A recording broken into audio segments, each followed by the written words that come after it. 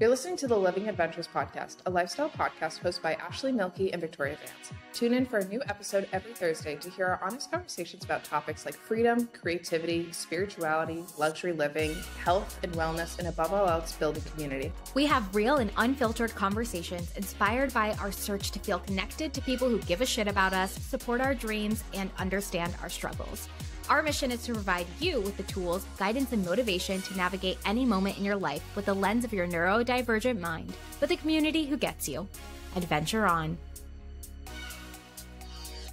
Hello, and welcome to another episode of the Living Adventures podcast. I'm your co-host, Ashley Milkey, here with Victoria Vance. And we are super excited today because we are going to dive into how to balance your masculine and feminine energies, what the heck that it means, what we think the spiritual community gets really wrong that makes it really confusing about those things. So you can learn how to create a more balanced life that really is full of rest and doing and receiving and giving and all of those beautiful, beautiful things. I think to start off, we could start with hyperfixations if you have one. Mine's just cheese sticks. I really just think a cheese stick is just the greatest snack in the world. It's so fun to just peel the strings and everything and just eat it slowly and just, you never know how it's going to peel. It's really funny because eating a cheese stick is like you're stimulated while you're doing it. It's an activity. It's an activity snack. That's why it's a good one to take a break with and mindfully eat with and everything because there's so much other food that we can just eat and watch and everything, where this one it's let me peel this and eat it. I'm engaged in this activity. Yeah, totally. Actually, if we think about food that I'm hyperfixated on, it's not necessarily a chicken salad, but I have it's the end of the groceries that I have left, and I was I want something that's reminiscent of a chicken salad. So for the past couple of days, I've been taking rotisserie chicken that I have and just putting a bunch of veggies that I have in the fridge with it, slapping some mayonnaise on top of it, putting some fresh dill in it and some seasoning and stuff, just mixing that all together. And it's that's why I'm reminiscent of a chicken salad, but it doesn't even have any of the classic chicken salad ingredients like celery or any of that. And it's been making my heart so happy. It just feels so fresh and so fun and so easy to make. I'm ooh, I want to eat this every day till all my rotisserie chicken is gone.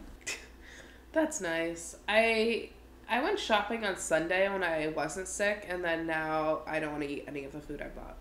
Oh no. Are you what are you craving when you're sick? Nothing. And that's what I hate. Because it's I'm so hungry, yet nothing sounds good. And it's I hate how hard it is to eat because it's you can't breathe out your nose. So then you're when you're eating. And you have to cook it yourself. That's the other thing. I am a miserable little baby when I'm sick. I'm please, somebody take care of me. Yeah, I think I'm going to make empanadas after this. While you're sick? I mean, they're not that hard. Because I have the dough already made. Could not be me. You're fascinating. And this is also not day one of sickness. That's true. You're day two. I'm trying to do my best. That's okay. You're getting lots of naps in, and I think that's what counts. We're at nap count 3 today.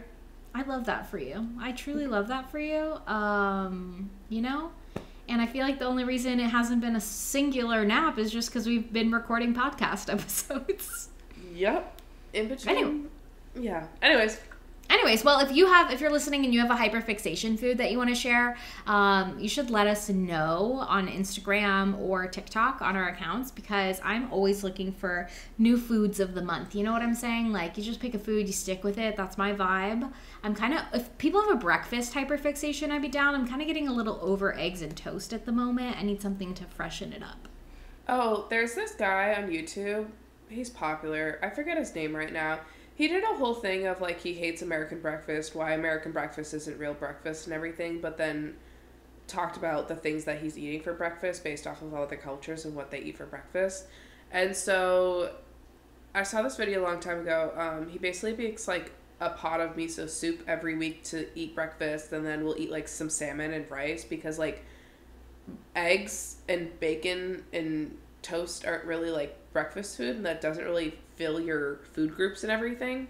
And so he basically just is trying out other cultures' breakfast food and seeing what he likes to add into his rotation and everything. That's so cool. So I just saw a video. Try out other breakfast cultures. Dude, you know what's so funny about you saying that? When I was like thinking of YouTube video ideas, I haven't posted in like a month, but we're vibing. I was like, I want to do a series where I try different meals from different countries. Specifically 1 week where I try to live like a Spaniard and like do how they like are like you eat like a king at lunch and then you eat like a peasant at dinner and you have your lightest meal in the latest part of the day, but then you have like lots of like little snacks and stuff like that. That sounds really fun, and they have a lot of fun breakfast dishes as well. I was thinking about that. I mean, that's just basically how I eat every day. But I really miss Turkish eggs. You know, I don't know why I haven't made those in a bit. No, I would definitely do that series. It'd be so fun trying out other, you know, cultures for you for breakfast and everything. I can send you that video. I can also link it here. I completely forget what the video and who it is, but I will find it. He's very popular. Nice. I'm excited. Well, I guess we'll get into the meat and potatoes of today's episode, because something Victoria and I have been talking about is like all of these ideas people tell us about how to embrace your masculine energy and your feminine energy. And I feel like there's a lot of misconceptions about how to use those energies. So there's a lot to dive into here. I think the first thing to talk about is just to clarify like what those things are, because maybe not everyone knows. Everyone has masculine energy and feminine energy, and a lot of times masculine energy is perceived as like the doing, the going, the taking care of things. In coaching, we talk about doing and being. The masculine would be the doing things, getting things done, and the feminine energy is like the receiving, the feeling, the reflecting, and coaching, the being, if that makes sense. Yes. How else would you explain that?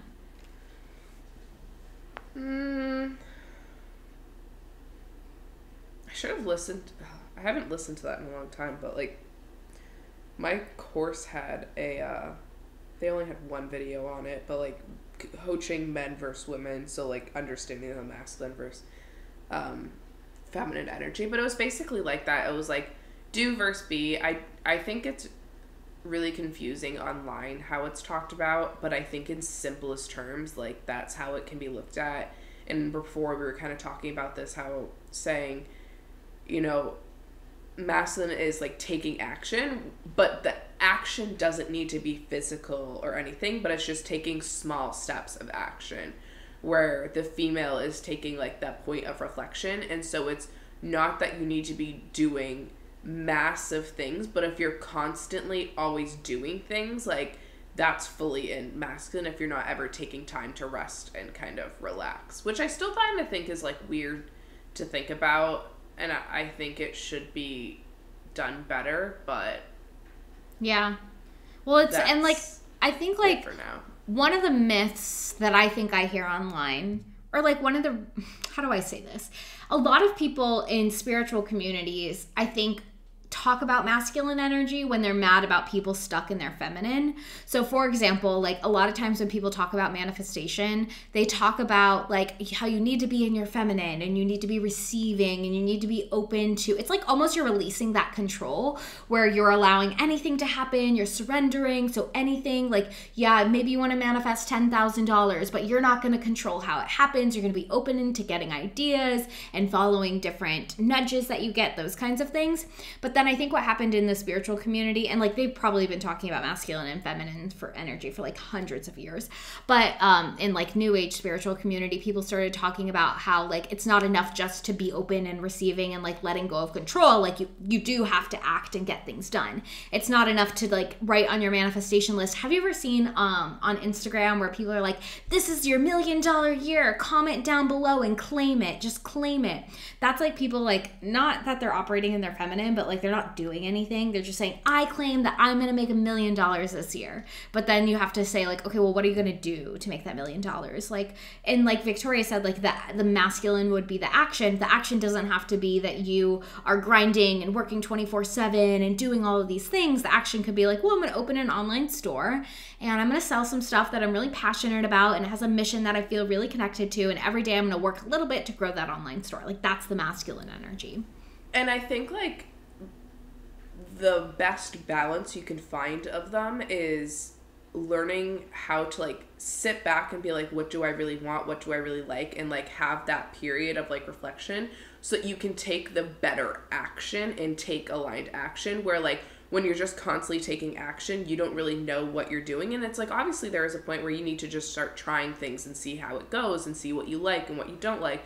But then like making sure you have that like time to come back and reflect on like, how did all of this work?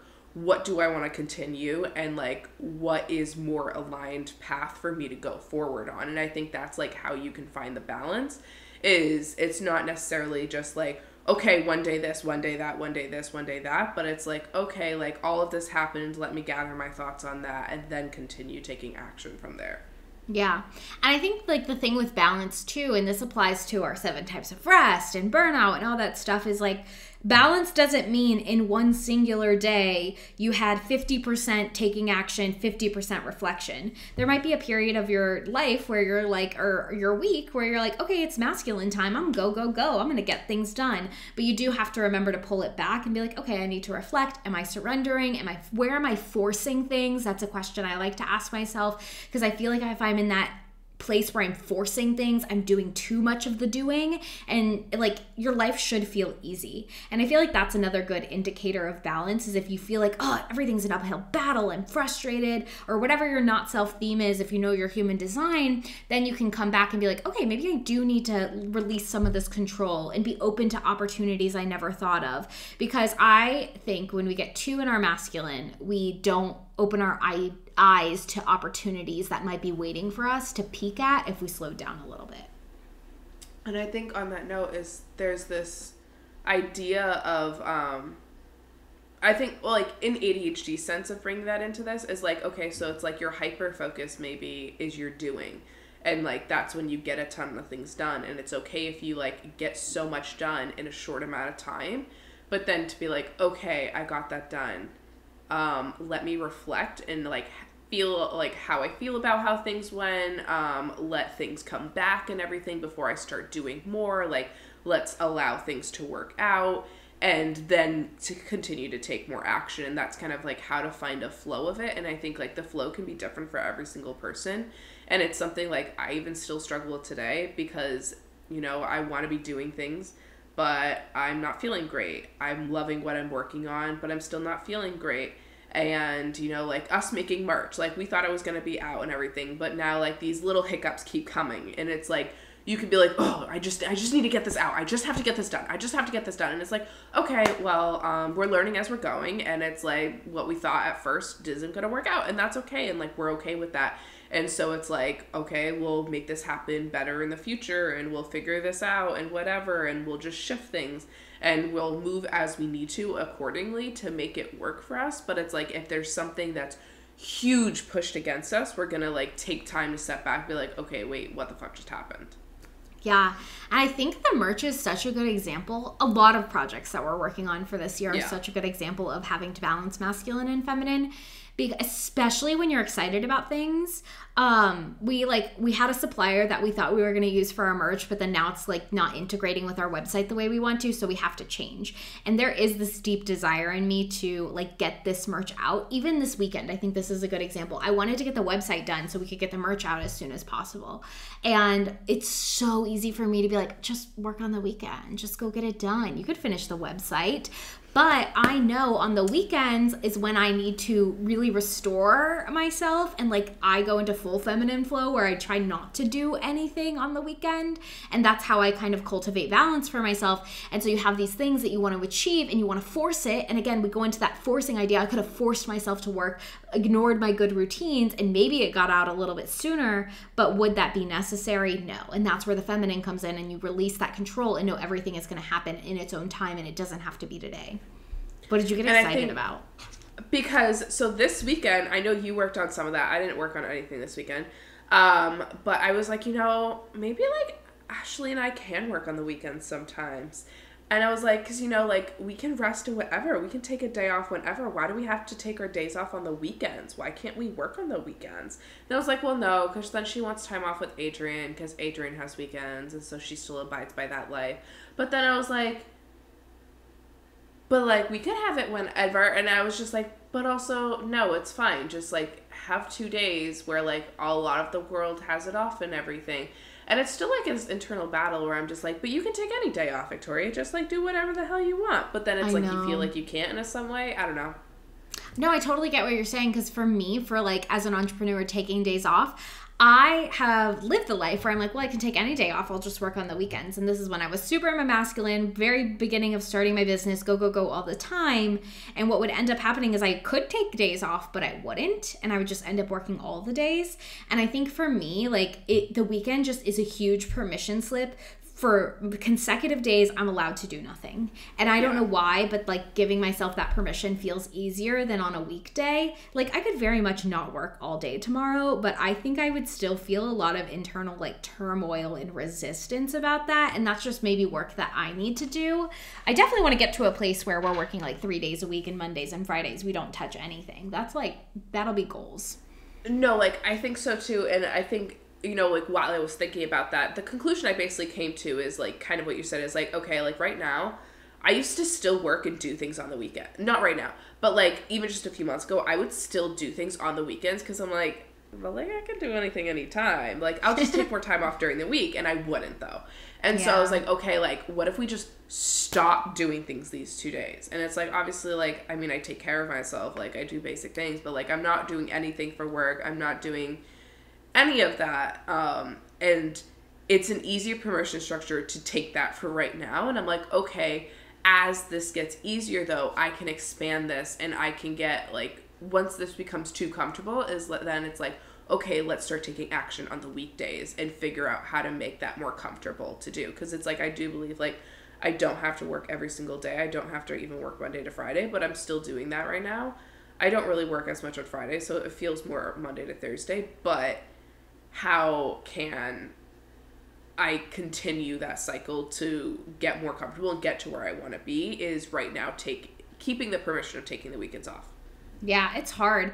And it's even weird to think about because, you know, as an entrepreneur, like, there will always be work to do. Even if you have a side hustle, right? Like, even if you have a full-time job and you have a side project that you're building, like, the work will never stop. You can find things to do inside of it to grow it every single day. And so I think where the feminine comes in, or at least this energy of surrender, is you have to be like, okay, well, I don't have to get it all done now. And, like, I think we get so obsessed with our end goal and getting there as fast as possible instead of slowing down and enjoying where we're at right now.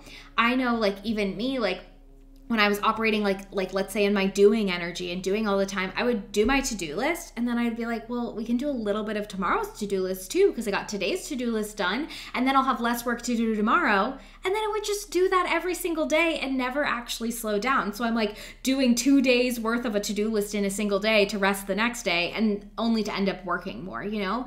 And so I think those permission structures are so key. And even the permission of, hey, if I get today's to-do list done today, I get to rest and release control and good things will still happen for me. And I think, you know, on what you said is I saw TikTok a little in the morning and she's gotten pretty big pretty fast, basically, talking about how to grow on social media, and everyone's loving her lately. And she made a post and she was like, you know, the best way is like find the path of least resistance, which I agree with 100%.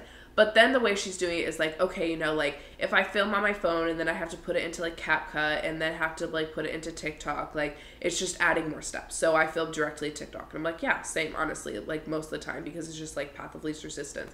Then she's like, and I post immediately after I'm done so that I can't sit on it. I can't have bad ideas or honest or anything. And I was like, yes, but no.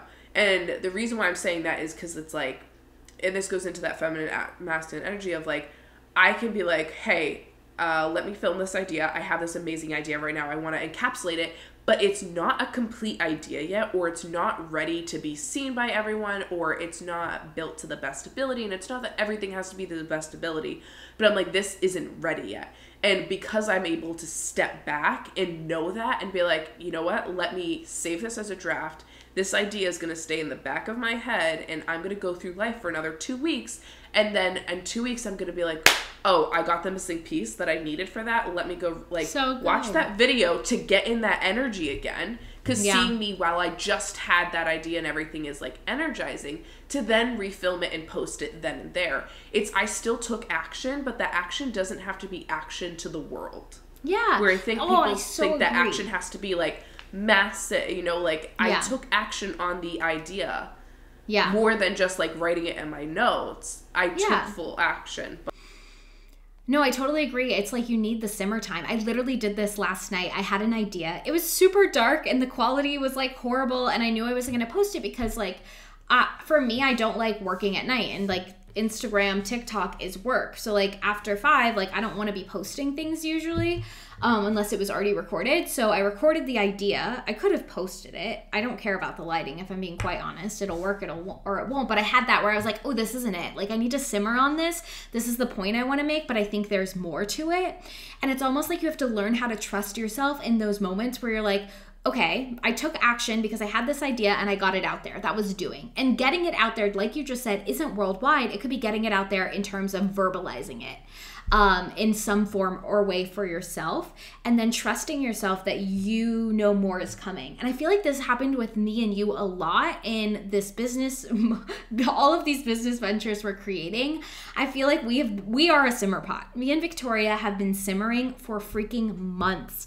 And it is so frustrating because you and I feel like are both like, wow, we're so ready to go. We know this shit is amazing. But then it keeps getting better. Like when we went to the yoga event a couple of weeks ago, now that you're listening, like, holy crap, I was like, how does it keep getting better? I literally looked at Victoria, I'm like, we didn't have this idea that we just came up with a week ago, 24 hours ago. Like, and I feel like it's just like new idea. And we keep stacking on it. And I'm like, oh my gosh. And it'll get to the point where both her and I are like, okay, this is it. It's time to release this idea to the universe. But until then, we get to take small action in tiny ways that build up on it. Even if that's action is only communicating with each other, new things that we're coming up with this thing that we're creating. Right, because it's like it doesn't need to be full-fledged action to the world. It could be like, oh, whoa, this is expanding what we originally had. This is expanding our own reality. This is expanding every single thing. And let's revisit this and let's see how we can grow on it again. And add this in some new type of way. And it's because you are always going to gain more information. The information's never going to stop as long as you are willing to accept it. And that's like the feminine energy of like, you have to be willing to step back and accept this information to come into your life. Because without doing that, we would not, like, action was taken where we went into action going there. But then that was full-fledged, like, just us kind of like accepting things as they came. And then we were like, oh. And then we're like, okay, we got to go take some action on this. And here's some ways that we can do it. We don't need to wait. We don't need to do things as big as we first thought. Let's start doing them now. We can do them in a small scale. And then like another thing the next day was like, whoa, wait, like Boston's so lonely. We can start making events now. We don't have to wait for a massive event. Let's get comfortable and start doing this now. This was so amazing. And so we can start doing this on a small scale to, one, keep taking action toward where we want to go and showing action in a new way, but also gaining more confidence as we go and just enjoying it. Yeah. Oh, and I think what you just said about like us going to the event is such a good example of how to understand the feminine versus the masculine, because I'm going to give you an example of if we went into that event, which was like, it was yoga, but it was really an opportunity to network with like-minded people, entrepreneurs, creatives, things like that.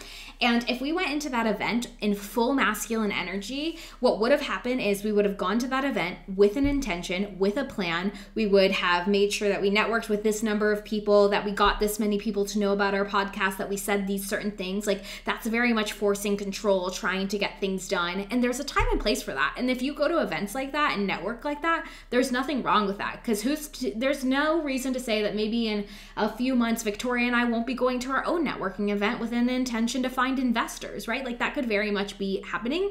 But for this event specifically, we were in full balance of masculine and feminine because we took the action of going. But when we got there, we were completely released and surrendered any expectation for what would happen. We're like, we're here. here. We're going to receive what we receive. And because we were open to receiving and we didn't have an expectation, we got downloads and ideas and information and connections, and like all the right things happened the way they needed to without us having to force it or control it.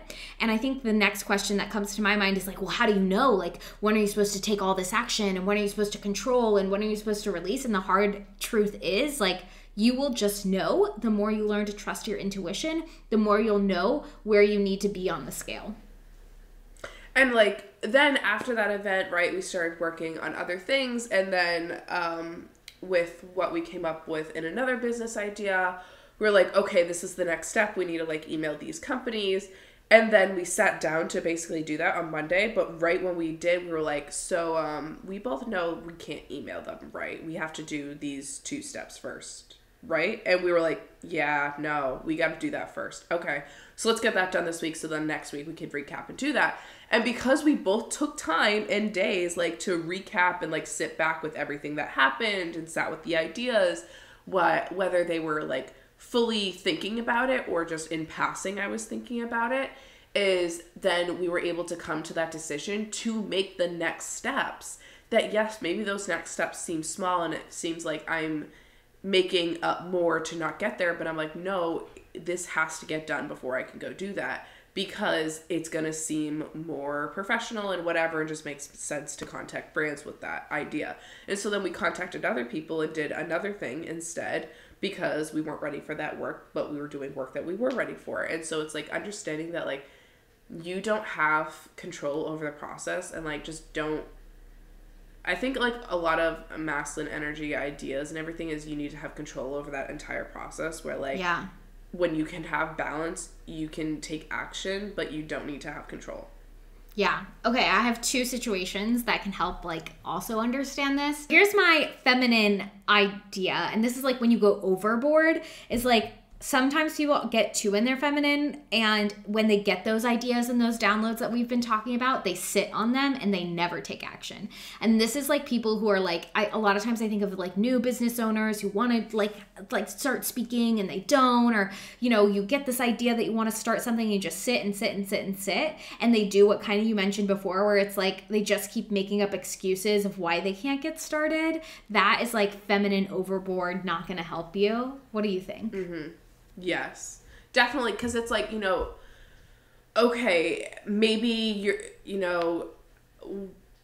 not ready to take that giant step, but it's like, what can we do today to take an action to help get you ready to take that bigger step? True. And so it's like, you know, maybe you just like go out and like, okay, the example of like being a motivational speaker is like, okay, even speaking at an event, that sounds a lot.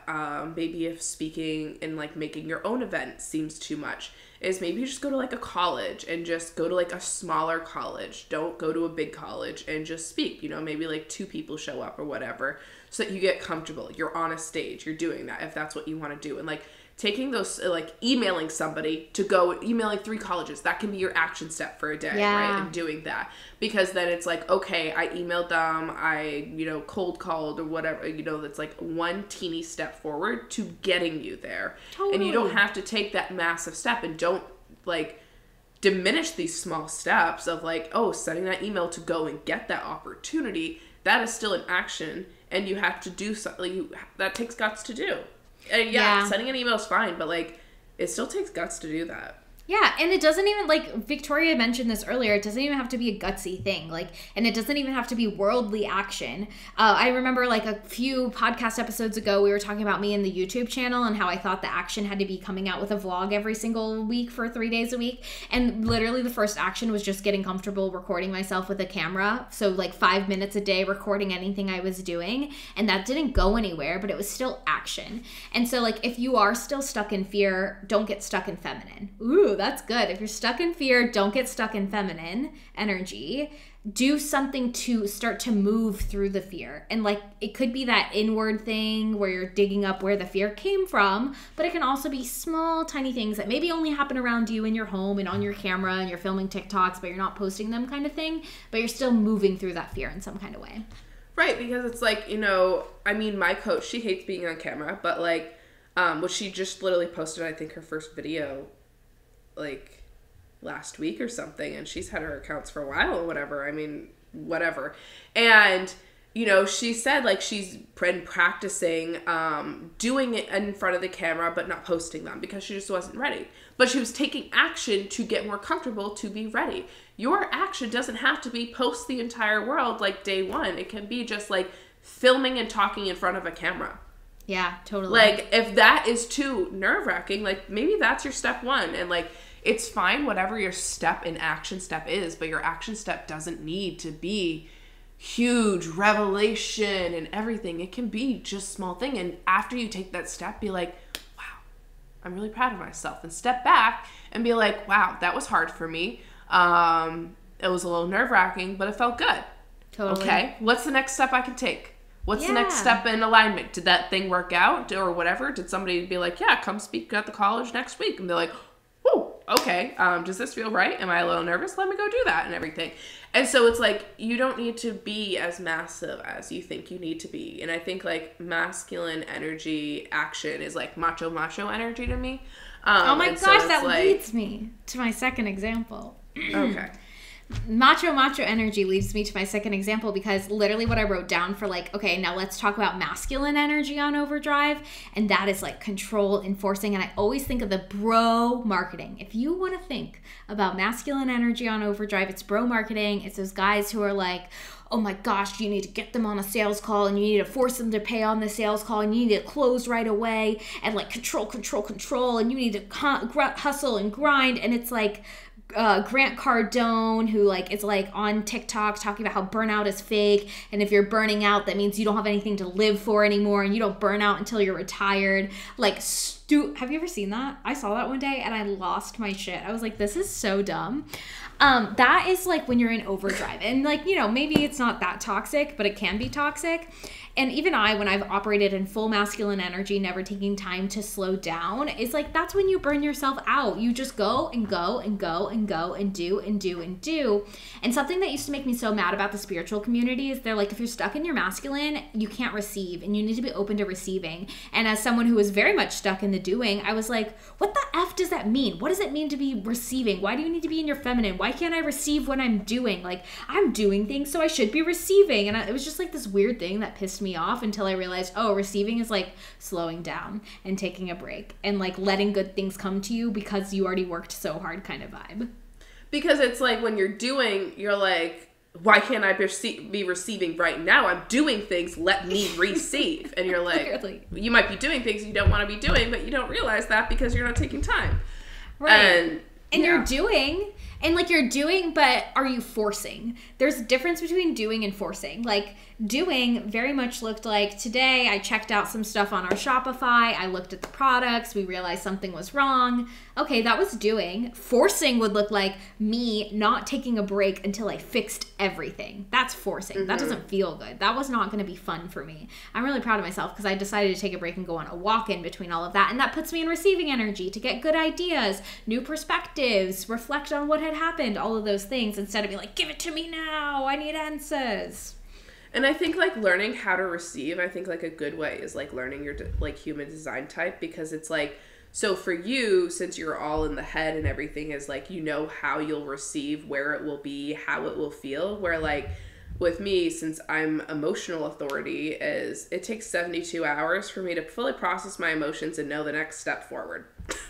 It's not just one emotion. It's like you have to ride a wave. I have to emotions. do the entire wave to settle out again to know. And so it's just like, I'm like, sometimes I just don't respond to Ashley because I'm like, well, I have to go through a wave of emotions. I'll get back to you. You don't want to hear them. Oh, you know what's so funny about you not responding is sometimes I send Victoria a bunch of texts in a row about the situation, fully knowing she's not going to respond, because my process is I need someone to soundboard my ideas. So I'm like, oh, I just need to get this out of my head so I can look back and see what I'm actually thinking.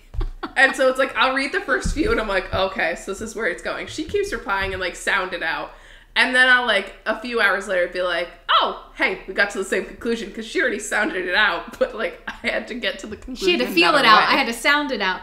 And, like, honestly, if you are going to partner with anyone in business, like, that is so helpful to know each other's human design, because Victoria could very much be pissed off at me for sending her 7 text messages about one subject, but that's my process. And, you know, if she ever wanted to set a boundary and be like, don't include me in the process, I could very much go type it out.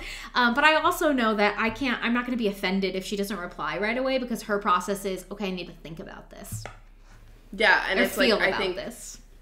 Yeah, and so, you know, I read it and I'm like, okay, well, we'll deal with this. And I slowly processed it, and then, like, I mean, sometimes it doesn't always take 72 hours, but for, like, big decision, it has to take 72 hours. And so this was, like, pretty small stuff. And so then I took a nap and woke up from my nap, and I was like, okay, here you go. And then we both, like, got to the same thing, and I was like, okay, makes sense. No, okay, cool, sounds great. And, you know, it's like, we weren't fighting it. When I got my human design reading, I was still fighting my, like, emotional authority, which I didn't know. And, like, now thinking back to, like, what I was writing of, like, what do you want help on with our call and, like, with our reading together and everything. And it was like, you know, I feel like I have ideas, and then I have to go through this entire wave, and it takes, like, 2 months. And I was like, I want to know how to shorten my wave. Because it's like, I have to feel through so many things. And she was like, at first I was really pissed, and I didn't realize it, because, you know, she's like, you know, it's going to take like 72 hours. So I was like, I want to shorten it. And I was just like, fuck. And now I'm like, oh, actually, I do have that solid. Like, because, you know, it's like, she's like, it's giant things or new things that take 72 hours. Where if it's just like smaller things, and whatever we talked about, like, small was, is like, you know, it can take a few hours and whatever. You just need to, like, wave through it. And she's like, the sooner you can, like, get more comfortable and learn the process of the emotion wave, you can work through it faster. And so, like, get comfortable with that. And so December, I worked on that a lot, and I've gotten a lot better at it now. And I can feel that difference in January, where I'm like, okay, go through the emotions, Victoria, go through the wave, feel the wave. And, like, you know, when it's small things, it's like a little short wave, and I get through in an hour or 2 hours, and then I can make decisions and I can reply to things. And so understanding what that all meant and how to do it was really helpful, because I was trying to force emotions. Yeah, you're like, speed up. I need to feel, okay, I feel but then anxious. Okay, now I need to feel angry. angry. Made it last longer, because it always was like 2 months, but now I can do it so much faster. I can do it in 72 hours. Good. Wow, that's so cool. Yeah, everyone should learn their human design. We'll bring on a human design person and interview them to talk more about this, because I am truly an advocate of that. It is so interesting to know. And Victoria's inner authority, which is how she makes decisions, is emotional. Mine is mental. So it's all in my head, but really what that means is, like, I have all the answers in my head, and I need to talk it out to understand, like, what I'm actually thinking and how I'm feeling about things. It's so weird. But that can also help you lean into different energies, right? Masculine, feminine, receiving, all of those things. Because, you know, for me to figure out my emotional thought or my thought process, I have to do it. Like, it's like talking, which feels masculine because I have to talk it out. Yours feels more feminine, where you have to, like, feel it out. Isn't that interesting? Yeah. Which like, maybe is why I hate, like, so much. And I'm like, I want to do more because I'm feeling so much, because we're making big decisions. Maybe that's why I'm so annoyed. Yeah, we're just uprooting our entire lives and business models over the past 17 days. Maybe that's why turmoil has ensued. That makes a lot of sense, you know? And I think if anybody has an emotional authority, I don't have advice for you, because honestly, I'm still figuring this shit out for myself. And if you want me to tell you, like, what is it like to go through emotional wave, I don't have any words for you on that right now. Maybe in a few months I'll know a lot more, but, like, right now I'm like, I don't know. I somehow do it, and I don't know. Oh my gosh. But it works right now, so we're not messing with it. Yeah, you just gotta learn. I know. I think when it comes down to all of this, like, balancing anything, masculine, feminine energy, working, not working, whatever, you have to trust yourself a lot. And, like, part of what we just talked about is learning your process. Victoria's process is emotional, and she has to ride those waves. Like, And you get to understand your process and understand those cues. The same way that we've talked about, there's signs that you're about to burn out. There's signs that you'll have when it's time to flow and surrender and receive. And there's signs when it's time to act and do things. And only you are going to know what those internal signs are for yourself. And, you know, like last episode, we talked about meds and how our life is one big experiment. Same thing is true with balancing resting and working and masculine and feminine. Is your life is an experiment. Some days you're going to push too hard. Some days you're going to be too in your masculine. Some days you're going to be too flowy in your feminine. And there's nothing wrong with that, because all we're doing is learning how to be our most authentic selves, and what that looks like for each and every one of us, it's going to be different. I'll tell you what, you know, I do know one thing is how it feels when I know I'm ready and the wave is done is it feels like there's a ball of light in my stomach that's pushing out. That is beautiful. I love that. That's so good. And I don't know how that makes sense. Somehow it does. But that's how I know it's like, it's go time. Wave is done. I love that. Wow. So, I don't feel that necessarily intensely on like small decisions, but big ones, I'm like, okay. It's there. I love it. You know, it's weird because like mine's mental authority. It's like, I just know. There's no like big sign. It's just like, it feels like my body locks in. Like I will never forget the day I was driving home from work and I had been thinking for a week and weeks about just doing life coaching certification. I was driving home and it was just like, that's it, we're doing it. And I was like, whoa, like it just felt like it's like that. It just clicks. It just clicks and it's just like, okay, we're ready. Let's go. It's so you going weird. Now or are we doing this tomorrow? Like when are we doing this? Because it needs to happen now. And so it's also like, I guess it's like that ball of light, but then it's also like there's like a mind and like emotion connection for me basically. Because my head is still active, but it's not my authority or whatever. Yeah. For me it feels like every chitter chatter in my brain that's like it just stops. And it's like completely silent. That's how I know. Yeah. Because it's like all the thoughts, all the fears, and then it's like shoom. And when I'm ready to go, it's like there's no thoughts, it's just forward. Yeah. Yeah. I think that's cool. And I've even heard people ask a lot about like, what's fear? What's intuition? What's fear? How do I know? And I think the fear is the and the intuition is the silence. Which is very interesting to think about, because then I talked about in therapy, now everyone's hearing about this, how she pointed out to me how my anxiety is the lowest it has ever been while we've been seeing each other, and how I've been getting better at like reading my intuition and everything, and how much better that is. And it's like, I think like that fear and that anxiety is like, because I know how to ride my wave more often, it helps me not necessarily feel like I have control over it, but it feels like I know what needs to happen, and I am like, okay, this process is going to happen whether I want it or not. And so if I just let it happen and let it figure it out, like it's just going to go smoother and I'm not going to feel as terrible. And so that kind of like allowed me to like succumb and surrender to the process, and allowed me to find my intuition more, so that I'm not as anxious and like these massive decisions don't seem as terrifying as they once might have felt like.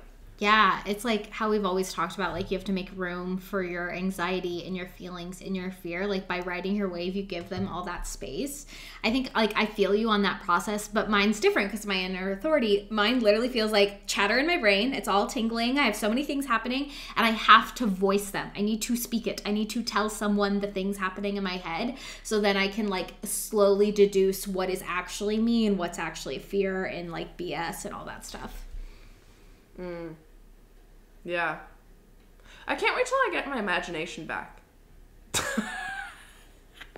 A training coming towards you. Oh my gosh, speaking of imagination, the DI I did today is going to be a perfect meditation for a project Victoria and I are working on, where if you get this thing that we're creating, you'll get this meditation.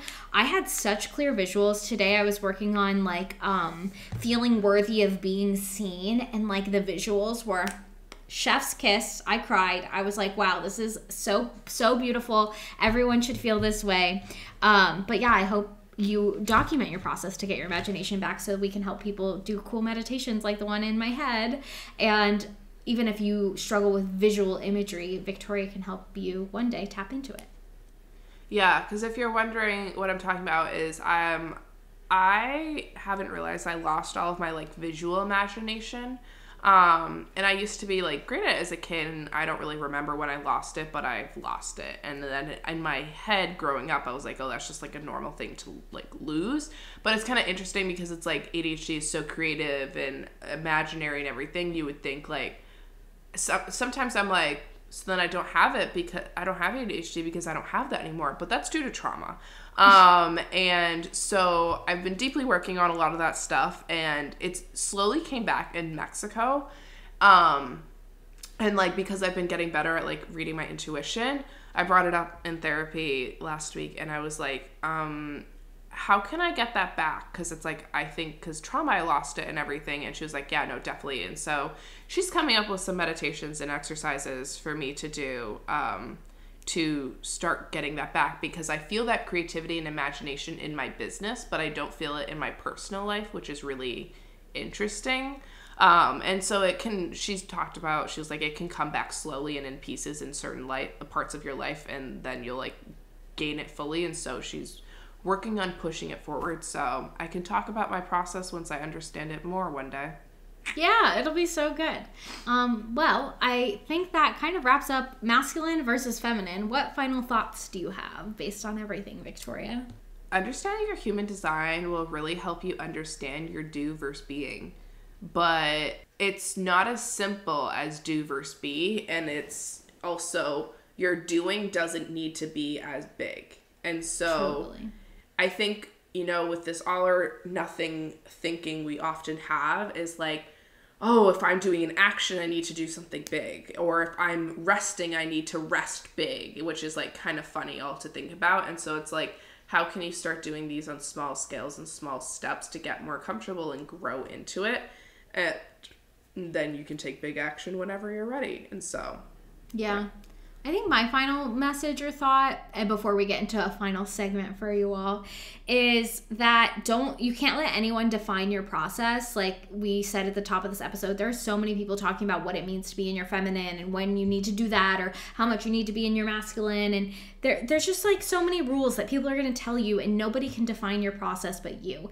Everybody's signals of when they should be doing what'll be different. You're doing, you're being, you're resting, you're working. And the more that you can lean into your intuition and understand how your mind communicates with you, your body communicates with you, the more you can listen to yourself as the guidance in your life. And like Victoria said, understanding your human design is a really cool way to tap into that intuition. And there's so many other tools that you can use to learn how to trust yourself. But if you can practice that and treat yourself as a science experiment, and learn how to trust your different signals, you will be so much happier than trying to chase what everyone else tells you to do. Yeah, because it's not fun to chase the other stuff, honestly. I ain't got time for everybody's rules. I do not like authority. I am an anti-authority gal, so don't tell me what to do, ladies and gentlemen. All right, so next up, we have a really exciting thing. The first time that we've ever done this, we are welcoming on a member of our community from our Discord. So if you're not in our Discord, come hang out there. And we're going to answer some questions about setting goals, about running your business, being an entrepreneur, following your intuition, setting your own processes, things like that. We hope you enjoy and listen now. Hello, it is Ashley here to interrupt today's episode with some very, very exciting news. Victoria and I have created our very first collection of clothing items and accessories for you to support all of your adventures. We are so excited. We have been thinking for a long time about how we can bring more of Living Adventures into the physical world this year, whether that's through events or products or meetups or all kinds of things.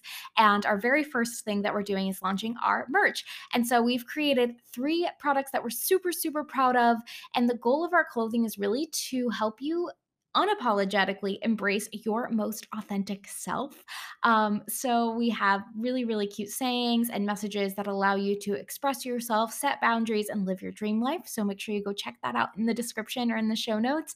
And then our second really big announcement of this week is that we are hosting our very, very first in-person Living Adventures event. So if you are a New England local or you'll be in Boston on February 2nd, this upcoming month, we want to see you. We are getting together a community of creatives and entrepreneurs, 15 people to hang out, meet each other, sip mocktails, and solve our biggest problems so we can all get to our next level together. We're going to help you feel connected, collaborated, and full of fulfillment. So check out the show notes for an opportunity to meet us in person, get some in-person coaching, and meet more people just like you. All right, back to the episode.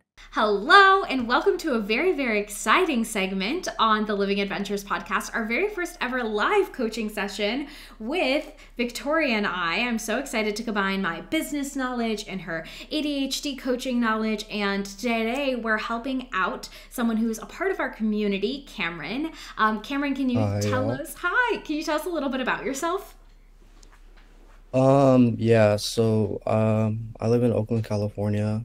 Fun fact, struggled throughout high school and school in general because of ADHD, and I ended up dropping out, but that's okay because I have an entrepreneur mindset anyways, so I don't think I need that. Yeah, that's pretty much it. I don't know what else to say. So no, that's perfect. Thanks for joining us. And yeah, you're one with the ADHD people here today. So what is the topic that you would like to focus on today, or like what do you want to make sure you get out of the call with us today? on one of the episodes y'all talked about setting, like, I forgot, it was like big goals and then safe goals, and I think you guys could go a little bit more in depth on that, and like try to like talk about it on like a daily basis on like what kind of safe goals you should set out for the day and how to like consistently maintain that and not like burn out. Oh, that's such a good question. I have a method I can mention, and then maybe Victoria can go after. This is just like a tool that I use, and maybe Victoria can expand on like more of that after I talk.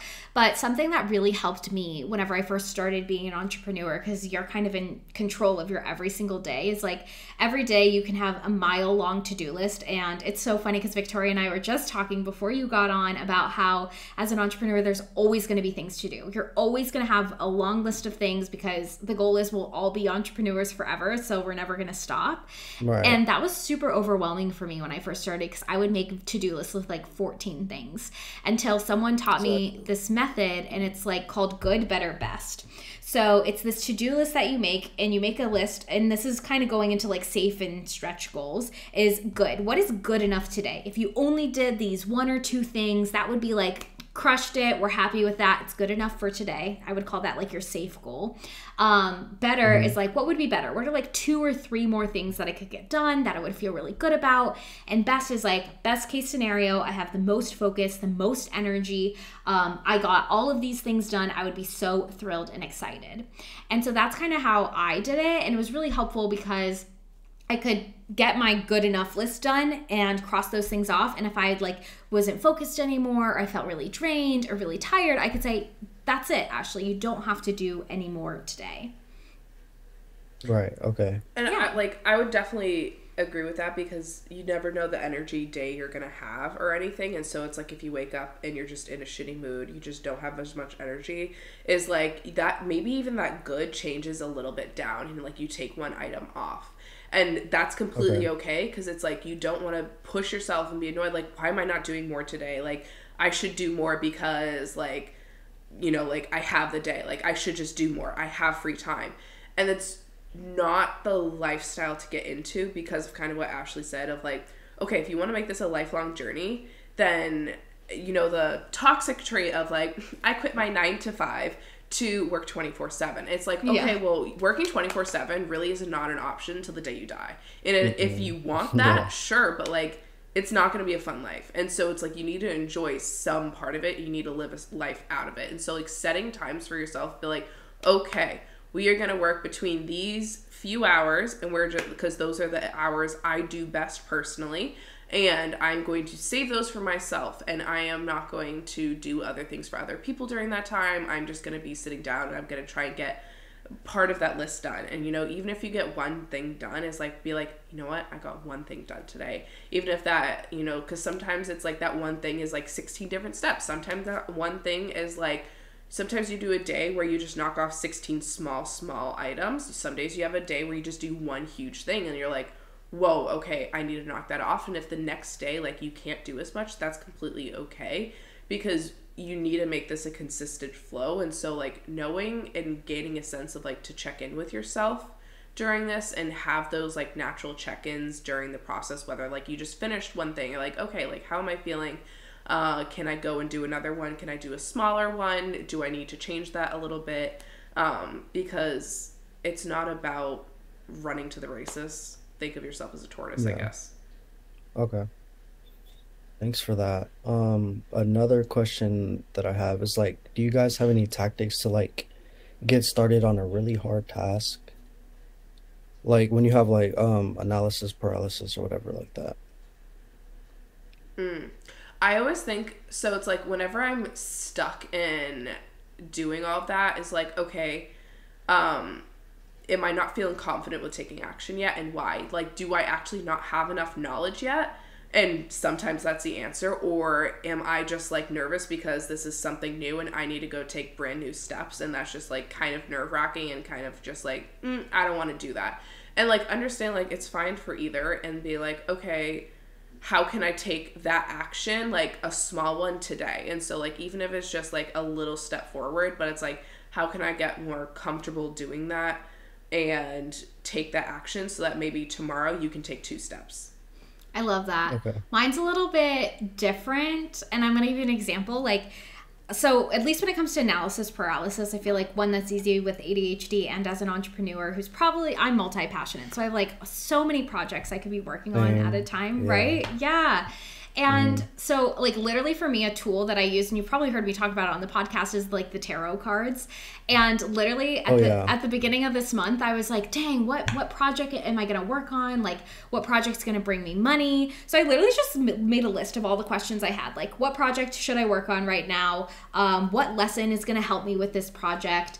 And how will I know if this is the right project to work on? And like, I pulled the cards and they helped me reflect. And like the card I got for like, how will I know what the right project to work on? I got the Tower, and that basically means like anything that isn't the right project will fall away. But basically I used that as a tool to kind of tap into kind of probably what I already knew about what I wanted to work on, but it gave me like a new lens to reflect. And that might not be something I do every day, but especially like if I'm thinking like, okay, month long, how am I going to activate this? That's kind of where I lean. And also with what Victoria said, I always get introspective when I'm nervous about starting a new task. Like I felt like for months I've wanted to host an event in Boston, and I've wanted to create products to sell, like merchandise. And I've been sitting on it, and I felt like I was procrastinating, and I was like, oh, but I'm supposed to be starting this. Why am I not starting this?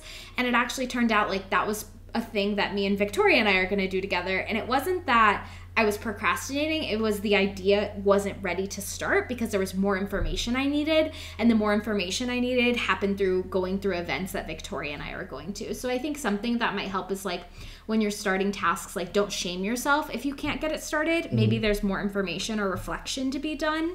Yeah, does that help? And I would also say like the rolling a dice. So it's like if you had like a list of like 13 things to do, like get like the Dungeons and Dragons like D20 dice or whatever. And that's another great way to do it. And even if like, you know, like a list of like what you want to start today, like that can be a great thing. Because then as you do that more often, you'll figure out like maybe what you need to do, and you'll have a better like sense of that. But it can also just help make that decision when you're just stuck. Yeah.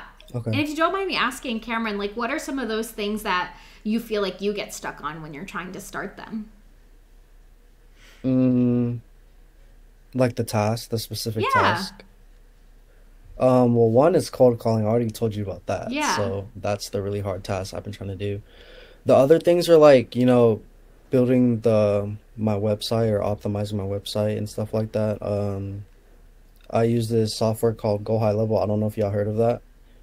But yeah, it's just setting up like all the onboarding stuff that I would need from the clients, all that extra stuff that I don't really want to focus on because it's not what's going to give me clients, you know. Oh, I love this. But yeah. No, that's so helpful because it sounds like the stuff that's minus the cold calling, and we can dive into that too if you want, but like the behind the scenes stuff, which is super boring. Yeah. I feel you. I had to set up a Shopify store this week, and it's like I can't. I hate that. I can't. It's kind of fun though. I'm not gonna lie. I've done that before. Yeah, it's not the worst, but it's definitely like I am more of like a speaker and a creative, and I want to be like in the flowy place, not in the text place. And so something that helped me a lot, and this kind of goes back to your, when you asked about safe goals and stretch goals, is breaking down the task so small. One time I was updating my website and I was like, I'm going to completely redo all my course pages, all this stuff. I was hiring a new sales team, so I wanted everything to be updated by the time I hired them. And I put that as the goal, get the whole entire website updated by the time these people start. And it wasn't until after I spent an entire week burning myself out, working too hard to get this done, that my sister was like, Ashley, why don't you just break those down into smaller goals? And I'm like, what? Yeah. And she was like, you didn't have to have all the course pages updated when the new sales team started. You could have just had one for them to sell. And I was like, wow, that makes so much sense. So at least for like admin tasks or things that aren't as exciting to you, like break it down. Like maybe one day it's like, okay, I finished this section of my website. Okay, I write my about me. Okay, I build out this one link. So that way you're not like overwhelmed, because that happens to me a lot of times when I'm stuck. And also with, like, the all or nothing thinking of, like, oh my god, it needs to be perfect from the get-go. I need to go do all of that stuff. I need to have all of them done. Is like, okay, like, something I do is when I'm in that, I'm like, how can I take, like, 40% off? Like, what is 40% that, like, I want to do in the most realistic world, I would love. But I'm like, is that 40% really needed? Is somebody not going to buy from me because that 40% is not done? Is that really going to impact as much? Like, and, you know, for Ashley wanting to do more speaker things, like, and if you need to update your entire website copy, like, something I would do is, like, okay, do, like, text-to-speech for, in a Google Doc of, like, you talking it all out of what you want your copy to be, so that you can then just go copy and paste, so that you can feel more of the parts that you want to be doing in that process, because, you know, later on, you can have people doing that for you, but for now, you still have to do it, so how can you make it, like, that path of least resistance for you? And as, like, the onboarding process, one being like a UI UX designer, like I know that very, very well. And when I first started mine, I was like, oh, it needs to be this entire thing. Like, I am a designer. I know all of this stuff. I need to go all out. Like, that's embarrassing to me if not. And I'm like, it doesn't matter. They're not designers. They don't give a shit. I'm not giving this to my professor anymore. Like, nobody gives a fucking shit. Yeah. And as long as, like, it's not negative and impacting them in a really hard way and they can't get into the link and everything, then, like, it's fine. And so, like, I was like, okay, what's the dumbest process that I can create? And then I hired somebody to redo it, and then I ended up hating all the things that they did, and I was like, wait, Victoria, you're still the fucking professional that knows how to do this. And so I was just like, wait, let me redo the entire thing the way I actually wanted in the beginning. And then I did that, and I was like, wow, what a seamless process, Victoria. And so it's just like, nice. I was making up so much stuff in the beginning just to, like, push myself backwards. And so finding that path of least resistance, but also doing it in a way that, like, is fun and enjoyable for you in whatever way that you can bring in. Totally. Okay.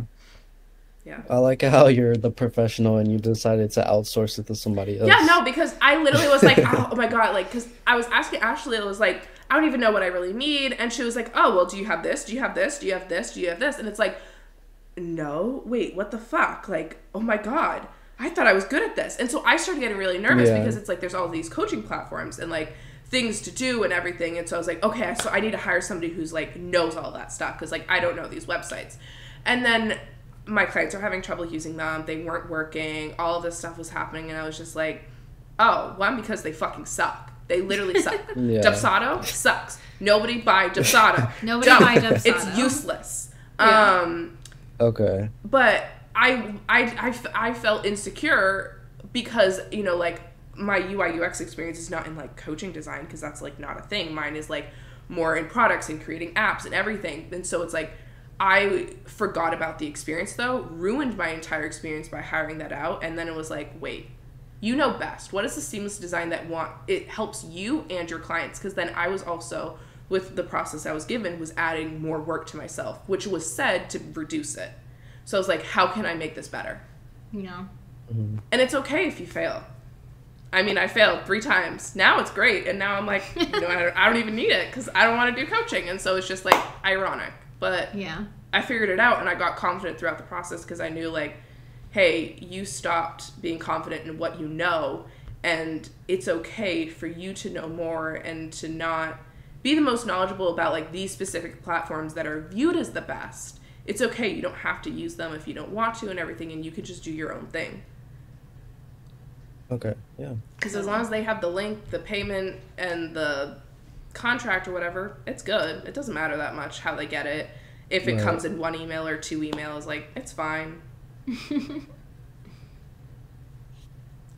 I like your thinking. But it's also because, as a, like, the professional, because I have so much knowledge on that, I'm overthinking it. And so it's like you're overthinking the user's experience. And so something in design school you're taught is basically to, like, come in as a user. And so it's like to train your brain to be like, okay, I know nothing about this. And you can kind of use something like we talked about before, which is like, in like the mental rehearsals, but also like viewing yourself as another person. So it's like, I am a boss to my higher self or whatever. And so doing that is like, have your dumbest self come in. Not that like any of you are dumb listening to this. Okay. Like, sorry, but like have your dumbest version of yourself try and use whatever you're creating so that you then have a better experience, or just have a friend like go through it and be like, does this all make sense? And if it doesn't, then like, I mean, then you know what to fix. Yeah, I think that's really good advice. And like from the marketing sales perspective, even with your like cold calls, come at it from the perspective of the customer, like every aspect of your business. Like if you were someone who was about to receive a cold call, what would make you answer? What would make you stay on the phone? What would make you want to talk to this person? Because if you can put yourself in that position, it makes approaching the situation a lot easier, because you are like, can already predict what they're going to enjoy, what they're not, and how to approach it. Yeah, I guess the problem I have with that is, so in the marketing agency space, they all do this method where they're like trying to be slick and get past the gatekeeper, and I'm not like that. I'm more of like a transparent, like introverted type of guy. So the fact that I have to like kind of lie to the gatekeeper to get to the decision maker kind of like sets me off. Yeah. So I guess that's the main reason that I've noticed that's been like holding me back from doing it. I can totally respect that, and I honestly think because you're different, it will end up setting you apart. Like, embrace that part of yourself that is transparent, because something I tell my coaching clients when it comes to business, in any level, cut the red tape, and that's like the bullshit. It's very easy to be like, oh, I want to say this, but I can't. But what if you just said it? And in that sense, I mean, what if instead of lying on the call to get past the gatekeeper, you're like, hey, listen, I want to be super transparent with you. A lot of people are going to come in here and they're going to tell you this so they can bypass you. I don't want to do that, because if I'm going to be working with your company, I want to have a great relationship with every person on this team, because we're going to be working together. And then give your pitch to that person, and then maybe they'll respect that transparency enough to pass you along to the right contact. Okay, yeah, that's a good answer. Thank you. I would say cut the fucking bullshit, because honestly with my clients, I always said from day one, I like working with people with ADHD because they just don't care. Like they really don't need the bullshit. Like we're like, just get to the fucking point. And so it's like sending a coaching proposal, you know, I'm taught to send like a 5-page document and I need to say all these glorious things and do this and this and this. And I was like, look, that sounds stupid and I don't want to do it. You're like, I like you, you like me. So I'm going to be like, okay, so my clients have ADHD, which means they're going to forget everything we fucking talk about on the call. So I'm just going to send bullet points of the call and the things that we're going to work on. I'm going to send them the deets, and then they can reply to me when they want. I don't give a shit. They're not getting all the fluff, and because that's what they don't need, that shit. They don't want to read it anyways. I'm like, why am I going to send a 5-page document to somebody who struggles to read all of that stuff and just pay attention? Like, no. Why am I going to make that user experience worse? And so it's like, I'm cutting the bullshit because I know my user will not enjoy that. Yeah. And for you, Kameron, like what I would do is I would envision, like in your dream world, how do you secure these clients if it has to be via cold calls? And I want you to decide that gets to work out for you. So like maybe that's like, okay, I do call the gatekeeper and I build a rapport with them and they trust me, so they pass me along to the decision maker, and decide that's how it works for you, because then you have something that you can work towards and that becomes your goal, and you get to just say, okay, well, if I have to lie to people, I'm not settling for that. I want my way to work, because what will end up happening is if you do go it about that way and maybe you stick with the cold calling, is you create a new standard in the industry that you are in, and all of a sudden people are going to be like, wait, Kameron didn't have to lie to do that? Wait, Kameron is making all these connections just by being himself and being transparent? Like, okay, I got to learn from Kameron. And all of a sudden you open up a whole new revenue stream because people want to know how you're changing the industry, you know? Yeah, thank you. Totally. That's cool. You don't have to lie. You don't have to do anything you don't want to do. And two, it's like if you create that rapport with that person, like the gatekeepers, like gatekeepers will know the other gatekeepers. So then you can get in with them faster, and then you can get into higher sense. And so it's just like, you don't have to lie. Okay. Totally. Nice. Path of least resistance, always. Yeah. Oh, well, before we wrap up, Kameron, is there anything else that we can help you with before we let you go? There's really nothing I can think off the top of my head. I should have wrote something No, down, this was so good. Yeah. Tell me, before we let you go, what was kind of your biggest takeaway or breakthrough or lesson from our chat with us today? I guess it would be just you don't have to, what we just talked about on how I don't have to go the traditional route of lying to get past the gatekeeper and being myself, being more transparent. And I really liked the script that you said, or whatever you said, which was good. And yeah, that's pretty much it, honestly. Cool. Also the safe goals and stuff too. How you said, I already forgot it. Nice. I have to rewatch the episode, but yeah. Good, better, best. Good, better, best. Good, better, best. Yeah. There you go. Sick. Okay. Well, thank you, Kameron, for hanging out with us today and asking questions and, No problem. Sharing a piece of your life with everyone who listens. Everyone, make sure you join the Discord so you can connect with Kameron there. He's super active in the Discord, which we totally appreciate. And we'll see you on the Discord sometime soon, Kameron. Yeah. Thank you. Thanks for having me. Yeah, bye. Bye, y'all. We hope you enjoyed our conversation with Kameron. We had so much. Thank you again, Kameron, for being on. We really appreciate you sharing all of your life with us as much as we could get in 20 minutes or less. And we're going to see you guys next week. Make sure you follow us on our social media channels. You subscribe to the podcast. You give us a review. Somebody give us a review for the love of all things holy. Some people have. Oh, have they? Okay, well, give us more. It's on Spotify. Oh, Spotify. And you're okay. and you're just on Apple, and so that's I'm on Apple. Okay, where are my Apple people at? I know you're listening on Apple Podcasts. Give me a 5-star review. Ew. Just kidding. Okay, now I'm being rude. Okay, well, maybe I'm operating in my masculine. I'm just asking for what I want and what I deserve. Oh, God. Okay, don't leave a bad review, though, because I'll be really scared if you do that. Anyways,